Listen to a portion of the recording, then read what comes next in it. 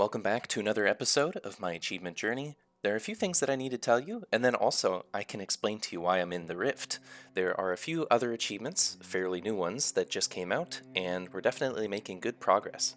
First thing is I was finally able to complete the hassle of the Legion class hall quests, which required you to get hidden artifact appearances, and then also recruit 20 troops per class. I also went ahead and completed the Brawlers Guild achievements as well. Some of those fights are really funny. What I'm showing you today is actually one of my favorite achievements of the patch. The Elves of Quel'Thalas.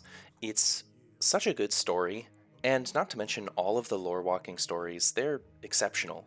You are both immersed in an actual story of World of Warcraft's history, and I really like the lore of the game. I don't know everything, but primary storytelling, I'm familiar with so much. I mean, I can't speak to it too much, but I do make videos on the lore of World of Warcraft in different zones.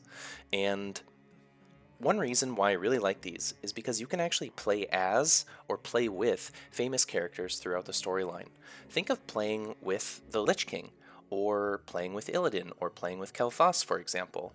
It's just a really good way to experience it in a different format than what we're used to, just running into a dungeon and being told to move around by these bosses.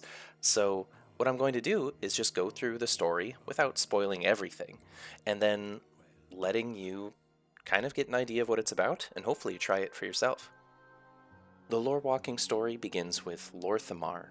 He is the Regent Lord of Quel'Thalas, and he is here to show us their traditions and values, and in this tradition, we get to see and witness the horrors that his people have experienced, and basically, we are here to bring them honor and respect.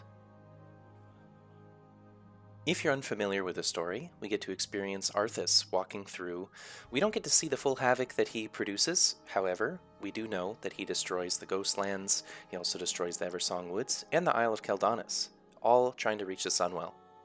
One primary theme of these stories are the Windrunners.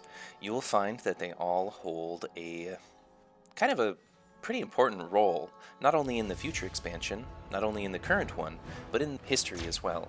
They all interacted with one another and were really great warriors, hunters, you name it, in the history of the game. As I said, I'm not going to spoil everything. I know this cinematic has already been in the game before today, but check it out on your own. Some quests that I'm not going to be showing are related to the Sunwell and why the Lich King was going there. We also can learn about why Illyria isn't maybe not allowed there anymore. I don't want to give away all of the information, but she's a void elf, and she's not accustomed to the light any longer, so maybe that has some relation, wink wink. Give it a try on your own, and you get to learn everything about it. But basically, we're now fighting with Illyria to assist her in teaching the Void Elves about the power that they are working with, and maybe how to control it as well. It was a really good story. I would really recommend it as well. I know I've said that many times, but check it out. I'll be honest, I'm 717 item level, and that, depending on who you are, could be geared, but it's honestly not that geared. I'm able to sprint through these things with no hassle at all. And one really nice thing about these is you actually can re-enter them if you have to leave partway through the quest chain.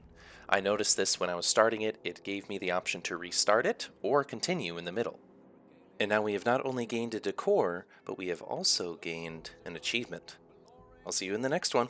Have a great day.